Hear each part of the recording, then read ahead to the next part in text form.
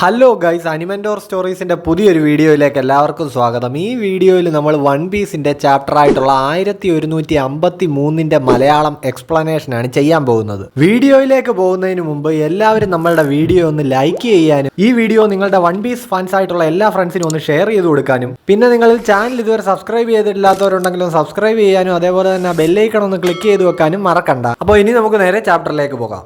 Prince ഹരോൾഡും പിന്നെ ഡോറിയുടെയും ബ്രോഗിയുടെയും ഒക്കെ childhood നമ്മളെ കാണിക്കുന്നുണ്ട്. അവർ ഭയങ്കര അലമ്പായിരുന്നു. ഹരോൾഡ് ഏൻഷ്യൻ ജയൻസിന്റെ ബ്ലഡ് ലൈനിലുള്ള ആളായതുകൊണ്ട് തന്നെ പുള്ളിക്ക് ബാക്കിയുള്ള ജയൻസിനേക്കാൾ വലിയ സൈസും കരുത്തും ഉണ്ടായിരുന്നു. പിന്നെ എൽബാഫിന്റെ രാജകുമാരൻ എന്ന പവറും കൂടി ഉള്ളതുകൊണ്ട് അവന് മൊത്തത്തിൽ വലിയ അഹങ്കാരമായിരുന്നു. സോ ഹരോൾഡിന്റെ തോന്നിവാസങ്ങളൊക്കെ ആർക്കും മാനേജ് ചെയ്യാൻ പറ്റുമായിരുന്നില്ല.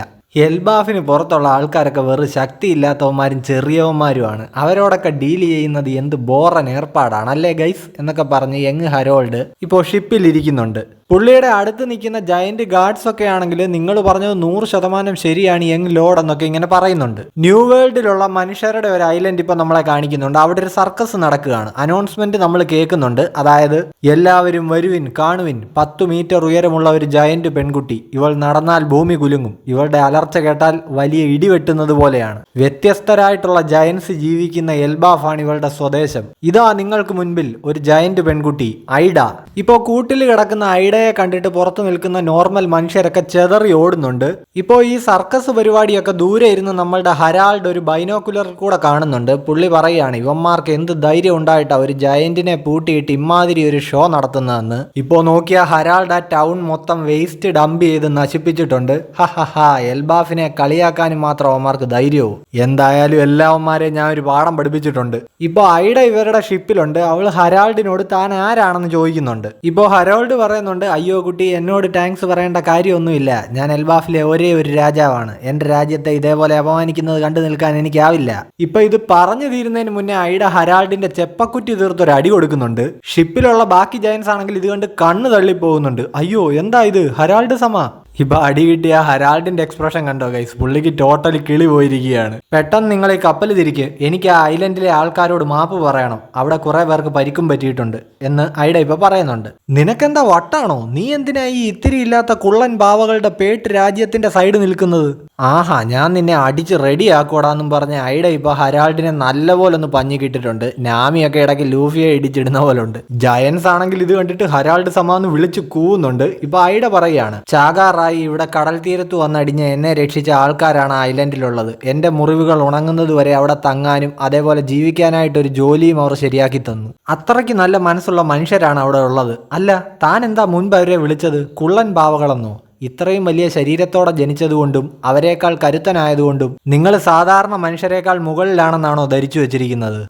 താനുണ്ടല്ലോ അഹങ്കാരം തലയ്ക്ക് പിടിച്ചൊരു നാറിയാണ്. നിങ്ങൾ എൽബാഫിലുള്ളവരുടെ ഈ തരം കാരണമാണ് എല്ലാ ജയൻസിനും ക്രൂരന്മാരാണെന്നുള്ള ചീത്തപ്പേര് കിട്ടിയത്. ഇപ്പോൾ ഈ ഐഡ പറഞ്ഞത് ഹരാൾഡിന്റെ മനസ്സിൽ വല്ലാതെ കൊണ്ടിട്ടുണ്ട്. അതായത് നിങ്ങൾക്ക് വലിയ ശരീരം ഉണ്ടെന്ന് വിചാരിച്ച് സാധാരണ മനുഷ്യർ നിങ്ങൾക്ക് കീഴിലാണെന്ന് ചിന്തിക്കരുതെന്ന്. ഇവര് കപ്പൽ തിരിച്ച് ആ ഐലൻഡിലേക്ക് ചെല്ലുന്നു. ഐഡയാണെങ്കിൽ ആ ടൗൺ ശരിയാക്കാൻ അവിടെയുള്ള മനുഷ്യരെയൊക്കെ ഹെൽപ്പ് ചെയ്യുന്നുണ്ട്. ഇപ്പോൾ ഷിപ്പിൽ ഏതോ ജയന്റ് ആണെങ്കിൽ ഹരോൾഡിനോട് ചോദിക്കുന്നുണ്ട് നമുക്കങ്ങ് പോയാലോ എന്ന്.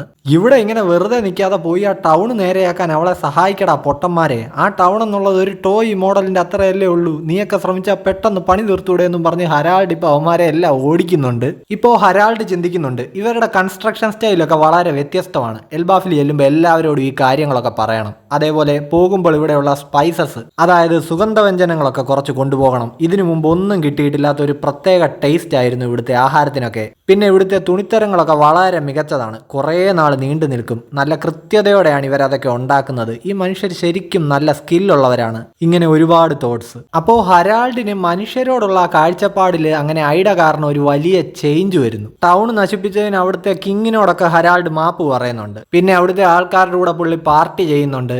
ടെററായിട്ട് നടന്ന ഹരാൾഡിനെ അങ്ങനെ ഐഡ ഒരു പൂക്കിയാക്കി മാറ്റിയിരിക്കുകയാണ് ഗൈസ്. ഇപ്പോൾ അവള് പുള്ളിയോട് പറയുന്നുണ്ട് എതിരെ നിൽക്കുന്ന ആൾക്കാരുടെ പെർസ്പെക്റ്റീവിൽ കൂടെ കാര്യങ്ങൾ കാണാൻ പഠിക്കണം ഹരാൾഡ്. ഈ ലോകത്ത് കുറെ നാശനഷ്ടങ്ങൾ ഉണ്ടാക്കി വെച്ചു എന്ന് വിചാരിച്ച് നമ്മളൊന്നും നേടാൻ പോകുന്നില്ലെന്ന്. ഐഡ ഇപ്പോൾ അവളെ പറ്റി ഹരാൾഡിനോട് പറയുന്നുണ്ട്. സൗത്ത് ബ്ലൂവിലുള്ള സാമുവാനായി ഐലൻഡിലാണ് അവൾ ജനിച്ചത്. എന്തൊക്കെയോ ചില സംഭവങ്ങൾ കാരണം അവൾ ഇവിടെ എത്തിപ്പെട്ടു. നീ ആ ബ്ലഡ് സ്നേക്കിനെ ക്രോസ് ചെയ്താണോ വന്നതെന്ന് ഹരാൾഡ് അവളോട് ചോദിക്കുന്നുണ്ട്. റെഡ് ലൈൻ ആണ് പുള്ളി ഉദ്ദേശിച്ചത്. അതെ, അവിടെ ക്രോസ് ചെയ്താണ് വന്നത്. സോ ഇനി തിരിച്ചു പോകാനും കഴിയില്ല എന്ന് അവൾ പറയുന്നുണ്ട്. നീ എന്നാ ഒരു കാര്യം ചെയ്യ്, ഞങ്ങളോടൊപ്പം എൽബാഫിലേക്ക് വാ. ഞങ്ങൾ നീ കരുതുന്ന പോലെ അത്ര വലിയ ക്രൂരന്മാരൊന്നും അല്ല. ഞാൻ നിങ്ങളെ അപ്പൊ തെറ്റിദ്ധരിച്ചതായിരിക്കും അല്ലേ എന്ന് ഐഡയും പറയുന്നുണ്ട്. ഇങ്ങനെ ഇവര് തമ്മിൽ നല്ലപോലെ ക്ലോസ് ആവുന്നുണ്ട്. അതേപോലെ ഹരാൾഡിന്റെ സ്വഭാവവും ശരിക്കും മാറിയല്ലോ. ഇപ്പൊ ഇതൊക്കെ കണ്ടിട്ട് ഷിപ്പിലെ ഒരു ജയന്റ് പറയുന്നുണ്ട്, ഹരാൾഡ് സമം മൊത്തത്തിൽ അങ്ങ് മാറിയല്ലോ എന്ന്. വേറെ ഒരാളാണെങ്കിൽ പറയുന്ന ഇത് എത്ര നാളത്തേക്ക് ഈ മാറ്റം ഉണ്ടായിരിക്കുമെന്ന് കണ്ടറിയാമെന്ന്. 105 വർഷങ്ങൾക്ക് മുമ്പുള്ള എൽബാഫ് ഇപ്പം നമ്മളെ കാണിക്കുന്നു. ഹരാൾഡ് ഇപ്പൊ അവിടെയുള്ളവരോട് പറയുന്നുണ്ട്, നടന്ന കാര്യങ്ങൾക്കെല്ലാം, അതായത് ഞാൻ ഇന്നേ വരെ ചെയ്ത എണ്ണമില്ലാത്ത പാപങ്ങൾക്കെല്ലാം എനിക്ക് പ്രായച്ചിത്തം ചെയ്യണമെന്ന്. നിങ്ങൾക്കിത് എന്തു പറ്റി ഹരാൾഡ്? ഇപ്പൊ ആൾക്കാരിങ്ങനെ ഞെട്ടല് ചോദിക്കുന്നുണ്ട്. ഈ എൽബാഫിന്റെ രാജാവ് എന്ന നിലയ്ക്ക് ഞാൻ ഇനി കടൽ കടന്ന് ഒരുപാട് ഐലൻഡുകളിലേക്ക് യാത്ര ചെയ്യാനായി ആഗ്രഹിക്കുന്നു. നമ്മുടെയൊക്കെ അയൽ രാജ്യങ്ങളുമായിട്ട് ഒരു സുഹൃത്ത് ബന്ധം സ്ഥാപിച്ച് അവരുടെയൊക്കെ കൾച്ചറിൽ നിന്ന് നമുക്ക് ഒരുപാട് കാര്യങ്ങൾ പഠിക്കാനുണ്ട്. അങ്ങനെ ഈ ലോകത്തിൽ നിന്ന് ഒരുപാട് കാര്യങ്ങൾ പഠിച്ചെടുത്തു കഴിഞ്ഞാൽ നമ്മുടെ രാജ്യം തന്നെ ആയിരിക്കും സമൃദ്ധമാകാനായിട്ട് പോകുന്നത്. ഡോറിയം ബ്രോഗിയം പോലുള്ളവരൊന്നും ഇങ്ങനെ ഓടി നടന്ന് പ്രശ്നം ഉണ്ടാക്കുന്നത് നിർത്താൻ പോകുന്നില്ല എന്നും പറഞ്ഞ് ചില ജയൻസ് ഇപ്പൊ ചിരിക്കുന്നുണ്ട്. ഇപ്പൊ ഇത് കേട്ട ഹരാൾഡ് പറയുന്നുണ്ട്, അവരെ എനിക്ക് കുറെ വർഷങ്ങളായിട്ട് അറിയാവുന്നതാണ്. അവർക്കൊരു പ്രത്യേക സ്വഭാവമാണെന്നുള്ളത് ശരിയാ. പക്ഷെ അവർ ബാക്കി മനുഷ്യരെ ന്യായമായും അതേപോലെ തന്നെ ബഹുമാനത്തോടെയും ട്രീറ്റ് ചെയ്യും. ആ ഒരു കാര്യത്തിൽ അവർ ഇതുവരെ പിഴവ് വരുത്തിയിട്ടില്ല. എൽബാഫ് ഒരു വാരിയർ നേഷൻ തന്നെയാണ്. നമ്മളുടെ മുഴുവൻ സംസ്കാരങ്ങളും മാറ്റണം എന്ന് ഞാൻ പറയില്ല. മറ്റുള്ള രാജ്യങ്ങൾ നമ്മളിൽ പേടിയോടെ നോക്കിക്കാണുന്ന ചില കാര്യങ്ങളിൽ ഒരു ചെറിയ മാറ്റം വരുത്തണം, അത്രേ ഉള്ളൂ. അപ്പോൾ ഹരാൾഡ് ഈ പറഞ്ഞ കാര്യങ്ങളൊക്കെ ശരിയാണെന്നും പറഞ്ഞുകൊണ്ട് ഇപ്പോൾ അവിടുത്തെ ജയൻസ് ഇങ്ങനെ അംഗീകരിക്കുന്നുണ്ട്. ഇപ്പോൾ ജാർലും ജോർലും ഇതൊക്കെ കേട്ടോണ്ട് നിൽക്കുന്നുണ്ട്. അപ്പോൾ ജോർലു പറയുന്നുണ്ട്, ഓ വല്ലാത്തൊരു ചേഞ്ച് തന്നെ, ഇനി മുഴുവൻ മാറ്റങ്ങൾ നിറഞ്ഞ വലിയൊരു യാത്രയായിരിക്കും മുന്നോട്ട് കിടക്കുന്നതെന്ന് ജാർലും പറയുന്നുണ്ട്. ഇപ്പോൾ ഓഡിയൻസിന്റെ ഇടയിൽ നമുക്ക് ഐഡയെ കാണാം. അവളാണെങ്കിൽ ഇങ്ങനെ ഹരാൾഡിന്റെ സ്പീച്ച് കേട്ടിട്ട് ചിന്തിക്കുന്നുണ്ട്, ഹരാൾഡിനെ പോലെ ഒരു രാജാവിനെ കിട്ടിയത് എൽബാഫിന്റെ ഭാഗ്യമാണെന്ന്. ഇപ്പോൾ മറ്റുള്ള രാജ്യങ്ങളുമായിട്ട് നമ്മൾ ഡിപ്ലോമാറ്റ്സിനെ എക്സ്ചേഞ്ച് ചെയ്താൽ, അതായത് എൽബാഫിന്റെ കാര്യങ്ങൾ സംസാരിക്കാനായിട്ട് ഇവിടുന്ന് ഒരാളെ അങ്ങോട്ടും അതുപോലെ മറ്റു രാജ്യങ്ങളിൽ നിന്ന് ആൾക്കാരെ ഇങ്ങോട്ടും വിളിച്ചു കഴിഞ്ഞാൽ നമുക്ക് പല പല കൾച്ചറുകളെ പറ്റി ഡീപ്പായിട്ട് മനസ്സിലാക്കാൻ പറ്റുമെന്ന് ഐഡ ഹരാൾഡിനോട് പറയുന്നുണ്ട്. അങ്ങനെയാണല്ലേ, ഈ ഐഡിയ കേട്ടിട്ട് ഒരു രാജ്യത്ത് കിടക്കുന്ന പ്രിസണേഴ്സിനെ കൈമാറുന്ന ഒരു ഡീല് പോലെ ഉണ്ടെന്ന് ഹരാൾഡ് ഇങ്ങനെ പറയുന്നു. ഇപ്പൊ ഐഡയാണെങ്കിൽ ഹരാൾഡിന്റെ അടുത്ത് ഇങ്ങനെ കിടക്കുന്നുണ്ട്. അവള് ഉടനെ ഹരാൾഡിനെ തിരുത്തുന്നുണ്ട്, അങ്ങനെയല്ല, ഇങ്ങനെ ചെയ്തെങ്കിൽ മാത്രമേ ബാക്കി ആൾക്കാരുമായിട്ട് നമുക്കൊരു കണക്ഷൻ ഉണ്ടാക്കിയെടുക്കാൻ കഴിയൂ. അതിൽ കൂടി മാത്രമേ ഇന്റർനാഷണൽ ആയിട്ടുള്ള ഒരു കോപ്പറേഷൻ സാധ്യമാകത്തുള്ളൂ എന്ന്. ഇപ്പോൾ 81 വർഷങ്ങൾക്ക് മുമ്പുള്ള എൽബാഫ് നമ്മളെ കാണിക്കുന്നുണ്ട്. അവിടുത്തെ കിഴക്കുള്ള ഫിഷിംഗ് വില്ലേജ് ആണ് നമ്മളെ കാണിക്കുന്നത്. ഐഡയ്ക്കും ഹരാൾഡിനും ഒരു കുഞ്ഞ് ജനിച്ചിരിക്കുകയാണ്, അതായത് ഹാജറുദ്ദീൻ ജനിച്ചിരിക്കുകയാണ്. ഇപ്പൊ അവിടെയുള്ള ആൾക്കാരൊക്കെ ഇവരോട് കൺഗ്രാജുലേഷൻസ് പറയുന്നുണ്ട്. ഓ താങ്ക് യു. ഐഡയും ഞാനും. ഇപ്പോൾ ഹരാൾഡ് പറഞ്ഞു തീരുന്നതിന് മുമ്പേ അവിടെയുള്ള എൽഡേഴ്സ് പുള്ളിയെടുത്ത് പറയുന്നുണ്ട്, നിർഭാഗ്യവശാൽ നിങ്ങളുടെ കല്യാണം ഞങ്ങൾക്ക് അംഗീകരിക്കാൻ കഴിയുന്ന ഒരു കാര്യമല്ല എന്ന്. കാര്യമെന്ന് വെച്ച് കഴിഞ്ഞാൽ റോയൽ ഫാമിലിയിൽ പ്യുവർ ഏൻഷ്യന്റ് ബ്ലഡിലുള്ള ആൾക്കാരെ മാത്രമേ പെർമിറ്റ് ചെയ്യാനായിട്ട് കഴിയൂ. ഇപ്പോൾ ഹരാൾഡ് ആണെങ്കിൽ ഐഡ അടുത്ത് വന്നിട്ട് പറയുന്നുണ്ട്, നാശം പിടിക്കാൻ എൻ്റെ അടുത്ത് നീ ക്ഷമിക്കൂ ഐഡ. ഇപ്പോൾ ഐഡയാണെങ്കിൽ ഇതിനെല്ലാം വളരെ കൂളായിട്ടാണ് കാണുന്നത്. അവൾ ഹരാൾഡിനോട് പറയുന്നുണ്ട്, ഇതെല്ലാം വർഷങ്ങളായിട്ടുള്ള ഇവിടുത്തെ കൾച്ചറിന്റെ ഭാഗമല്ലേ, നമ്മുടെ രണ്ടുപേരുടെയും ഫീലിങ്സ് മാത്രം കണക്കിലെടുത്ത് ഇതെല്ലാം ഒരു ദിവസം കൊണ്ട് മാറ്റണമെന്ന് വിചാരിച്ച അതൊന്നും നടക്കാൻ പോകുന്നില്ലെന്നേ. നിനക്ക് ഈ ഫിഷ്മാൻ വില്ലേജിൽ താമസിക്കാം ഐഡ എന്ന് അവിടെയുള്ള നാട്ടുകാർ പറയുന്നുണ്ട്. ഇപ്പോൾ ഐഡയാണെങ്കിൽ കയ്യിലിരിക്കുന്ന കുഞ്ഞ് ഹാജറുദ്ദീനോട് ചോദിക്കുന്നുണ്ട്, എന്താ അതൊരു നല്ല ഐഡിയ അല്ലേ ഹാജറുദ്ദീൻ? കൊട്ടാരത്തിലല്ലെങ്കിലും നിനക്ക് നിന്റെ അച്ഛന്റെ അടുത്ത് തന്നെ താമസിക്കാമല്ലോ. ഇപ്പോൾ എൽഡേഴ്സ് ഹരാൾഡിനായിട്ട് കണ്ടുപിടിച്ചിരിക്കുന്ന അവന്റെ ഭാവി വധുവാണ് ലേഡി എസ്ട്രിഡ്. ഏൻഷ്യന്റ് ജയൻസിന്റെ ബ്ലഡ് ആണ്, അതുകൊണ്ട് തന്നെ പ്യുവർ ബ്ലഡ് ലൈൻ ആണ്. രാജ്ഞിയാകാൻ എന്തുകൊണ്ട് യോഗ്യയായിട്ടുള്ള പെൺകുട്ടിയാണെന്നൊക്കെ ഈ എൽഡേഴ്സ് പറയുന്നുണ്ട്. ഇപ്പോൾ എസ്ട്രിഡ് ആണെങ്കിൽ പറയുന്നുണ്ട്, ഞാനിവിടെ വടക്കുള്ള ആൽക്കഹോൾ വില്ലേജിലാണ് ജനിച്ചത്. എർത്ത് വിൻഡ് ആർട്സ് ഒക്കെ പഠിക്കുന്ന സ്റ്റുഡന്റ് ആണ് ഞാനെന്ന്. അതായത് ആ ഫിഷ്മാൻ ഐലൻഡിലെ മാഡം ഷെർലിയുടെ ഫോർച്യൂൺ റീഡിംഗ് പരിപാടിയൊക്കെ ഉണ്ടായിരുന്നല്ലോ, അതുപോലെ ഒരു ജ്യോതിഷം കൈൻഡ് ഓഫ് സെറ്റപ്പ്, അതിലൊക്കെ വിശ്വസിക്കുന്ന ആളാണ് ഈ എസ്ട്രിഡ്. ഇനി അങ്ങോട്ടുള്ള കാലം മുഴുവൻ നിങ്ങളോടൊത്ത് സന്തോഷമായി ജീവിക്കാൻ വിധിക്കപ്പെട്ടിരിക്കുന്നത് എനിക്കാണ്. അതുകൊണ്ട് ആ കിഴക്കൻ ഫിഷ്മാൻ വില്ലേജിലുള്ള ആ പെണ്ണിനെയും അവളുടെ കൊച്ചിനെയും പറ്റി മറന്നേക്ക് എന്ന് അവൾ ഹരാൾഡിനോട് ഇങ്ങനെ പറയുന്നുണ്ട്. ഹരാൾഡ് ആണെങ്കിൽ അത് പറ്റില്ല എന്നൊക്കെ ഇങ്ങനെ ചെറുതായിട്ട് പറയുന്നുണ്ട്. ഇവിടുത്തെ എനർജി മുഴുവൻ കിഴക്ക് ദിശയിലേക്കാണ് വിന്യസിച്ച് കിടക്കുന്നത്. ഇതൊരിക്കലും നല്ല കാര്യമല്ല. രാജാവിന്റെ ഓറയാണെങ്കിൽ ചോർന്നു പോയിക്കൊണ്ടിരിക്കുകയാണ്, അത് നഷ്ടമായിക്കൊണ്ടിരിക്കുകയാണ്. അതുകൊണ്ട് എത്രയും പെട്ടെന്ന് ജനലുകളെല്ലാം അടയ്ക്ക്. അതേപോലെ ആ കണ്ണാടി അത് വെച്ചിരിക്കുന്നത് ശരിയായ രീതിയിലല്ല. നക്ഷത്രങ്ങളുടെ ഇരിപ്പൊക്കെ ആകെ പ്രശ്നത്തിലാണ്. എത്രയും പെട്ടെന്ന് ആ കണ്ണാടി നശിപ്പിച്ച് കളയെ. ഇങ്ങനെ എസ്ട്രിഡ് വന്ന് കയറിയപ്പോൾ തന്നെ അവിടെ ഫുള്ള് വാസ്തുവിന്റെ പരിപാടികളാണ്. ഇപ്പോൾ എസ്ട്രിഡ് ആണെങ്കിൽ ഒരു വിയേഡായിട്ടുള്ള കുതിരയെ ഹരാൾഡിന് പരിചയപ്പെടുത്തുന്നുണ്ട്. ഇവന്റെ പേരാണ് അസുര. ഭാഗ്യത്തിന്റെ കുതിര എന്നാണ് ഇവനെ വിളിക്കുന്നത്. ഒന്നാം തരം ക്വാളിറ്റി ഉള്ള കുതിരയാണ്, ഒരു രാജാവിന് സവാരി ചെയ്യാൻ വൃത്തിയായിട്ടുള്ളത്. ഇതെന്റെ ഫാമിലിയിൽ നിന്നുള്ള ഒരു ഗിഫ്റ്റ് ആണ്. ഈ കുതിര തീർച്ചയായും അങ്ങേക്ക് ഒരുപാട് ഭാഗ്യങ്ങൾ കൊണ്ടുവരും എന്നൊക്കെ എസ്ട്രിഡ പറയുന്നു. ഇപ്പൊ അവിടെ നിൽക്കുന്ന ഗാർഡ്സ് പറയുന്നുണ്ട്, ഹോ എന്തൊരു വലിപ്പമാണ് ഈ കുതിരയ്ക്ക്, അതേപോലെ നോക്കിക്കേ ഇതിന് 8 കാലുണ്ട്. ഗാർഡ്സ്, ഇവിടെയുള്ള സ്വർണ്ണ വജ്ര ആഭരണങ്ങളെല്ലാം എന്റെ മുറിയിലേക്ക് എടുത്തോ. കാര്യമെന്ന് വെച്ച് കഴിഞ്ഞാൽ രാജാവിന് ചുറ്റുമുള്ള സ്ഥലം മുഴുവൻ എർത്തിന്റെയും വിൻഡിന്റെ എലമെന്റ്സ് കൊണ്ട് നിറഞ്ഞിരിക്കണമെന്ന്. അതേപോലെ തന്നെ സെർവൻസിനോട് പോയി പറഞ്ഞേക്ക് ഇന്ന് തൊട്ട് എനിക്കും രാജാവിനും വെള്ളിത്തളികയിലായിരിക്കണം ഭക്ഷണം തരേണ്ടത് എന്നും എസ്ട്രിഡ് പറയുന്നുണ്ട്. ഇപ്പൊ ഇവളുടെ ഈ ഒടുക്കത്തെ ഡിമാൻഡ്സ് എല്ലാം കൂടെ കേട്ടിട്ട് ഇതിന്റെയൊക്കെ വല്ല ആവശ്യമുണ്ടോ എന്ന് അവിടുത്തെ ഗാർഡ്സ് പരസ്പരം ചോദിക്കുന്നുണ്ട്. 70 വർഷങ്ങൾക്ക് മുമ്പ് ഈ സമയത്തും കടൽ ഭയങ്കര റഫ് ആയതുകൊണ്ട് തന്നെ ഒരു ഐലൻഡിൽ നിന്ന് മറ്റൊരു ഐലൻഡിലേക്ക് കടൽ മാർഗം യാത്ര ചെയ്യുന്നതൊക്കെ എല്ലാവർക്കും ഭയങ്കര ബുദ്ധിമുട്ടുള്ള കാര്യമായിരുന്നു. പക്ഷേ എൽബാഫിന്റെ നാവിഗേഷൻ ടെക്നിക്സ് ഒക്കെ വളരെ അഡ്വാൻസ്ഡ് ആയിരുന്നു. അതുകൊണ്ട് തന്നെ മറ്റു രാജ്യങ്ങൾക്ക് അവരുടെ ഈ ടെക്നിക്സും കാര്യങ്ങളും ഒക്കെ അറിയാനായിട്ട് ഒരുപാട് കൗതുകവും ആകാംക്ഷയൊക്കെ ഉണ്ടായിരുന്നു. ഇപ്പൊ ഹരാൾഡ് ആണെങ്കിൽ ഒരു കോമ്പസ് കാണിച്ചിട്ട് മറ്റു രാജ്യത്തിലുള്ള ആൾക്കാർക്ക് നോർത്ത് സ്റ്റാറിനെ പറ്റിയൊക്കെ പറഞ്ഞു കൊടുക്കുന്നത് നമുക്ക് കാണാം. ഇപ്പൊ ഹരാൾഡ് ആണെങ്കിൽ ഈ യാത്രകളുടെ കഥകളൊക്കെ എൽബാഫി വന്നിരുന്ന ആൾക്കാരോട് പറഞ്ഞു കൊടുക്കുന്നത് നമുക്ക് കാണാം. ഇപ്പൊ അവർ ചോദിക്കുന്നുണ്ട്, കിങ് ഹരാൾഡ് നിങ്ങൾ ഫിഷ്മാനെയൊക്കെ കണ്ടോ? ഓ പിന്നെ കണ്ടു, കുറെ നാളായിട്ടുള്ള ആഗ്രഹമായിരുന്നു. ഞാൻ പിന്നെ ഫിഷ്മാനെ മാത്രമല്ല മെർമെയ്ഡ്സിനെ വരെ കണ്ടു. അവിടുത്തെ ആൾക്കാരൊക്കെ കടലിന്റെ രക്തമുള്ളവരാണ്. പിന്നെ അവരുടെ രാജ്യത്ത് ഇപ്പോൾ ഒരു രാജകുമാരൻ ജനിച്ചിട്ടുണ്ട്. അവന്റെ പേര് നെപ്റ്റ്യൂൺ എന്നാണ്. പിന്നെ അവിടെ ഈ ഫിഷ്മെനും മെർമെയ്ഡ്സും മാത്രമൊന്നുമല്ല, സീ കിങ്സ് വരെ അവരോട് ഒത്തൊരുമിച്ച് സന്തോഷത്തോടു കൂടിയാണ് അവിടെ ജീവിക്കുന്നത്. ഇപ്പൊ ഇതെല്ലാം കേട്ടിട്ട് എൽബാഫിലെ ആൾക്കാർ ഇങ്ങനെ എക്സൈറ്റ്മെന്റിൽ ഇരിക്കുകയാണ്. 63 വർഷങ്ങൾക്ക് മുമ്പ് കിങ് ഹരാൾഡ് ഒരു യാത്രയിലായിരുന്ന സമയത്താണ് എൽബാഫിലെ ഓറസ്റ്റ് കൊട്ടാരത്തിൽ നമ്മുടെ ലോക്കി ജനിക്കുന്നത്. കൺഗ്രാജുലേഷൻ മാഡം എസ്ട്രിഡ, ഒരു ആരോഗ്യവാനായ ആൺകുട്ടിയാണ് ജനിച്ചിരിക്കുന്നത് എന്ന് പ്രസവം എടുത്തവര് പറയുന്നുണ്ട്. അവന്റെ പേര് ഞങ്ങൾ ലോക്കി എന്നാണ് വെക്കാൻ പോകുന്നത്. ഞാനും കിങ്ങും തമ്മിൽ ഈ കാര്യം സംസാരിച്ചു വെച്ചതാണ് എന്ന് എസ്ട്രിഡ ഇപ്പോൾ ഇവരോട് പറയുന്നു. എവിടെ എന്റെ കുഞ്ഞ്, ഞാൻ അവന്റെ മുഖം ഒന്ന് അടുത്ത് കാണട്ടെ. ഇപ്പോൾ എസ്ട്രിഡ് ലോക്കിയുടെ മുഖം കണ്ട് ഷോക്ക് ആകുന്നുണ്ട്. കാര്യം എന്താണെന്ന് വെച്ചാൽ അവൻ്റെ ഇത് സ്ലിറ്റ് പ്യൂപ്പിൾസ് ആയിരുന്നു, അതായത് ഈ മുതലയുടെയും പാമ്പിൻ്റെയും ഒക്കെ പോലെയുള്ള കൃഷ്ണമണികൾ.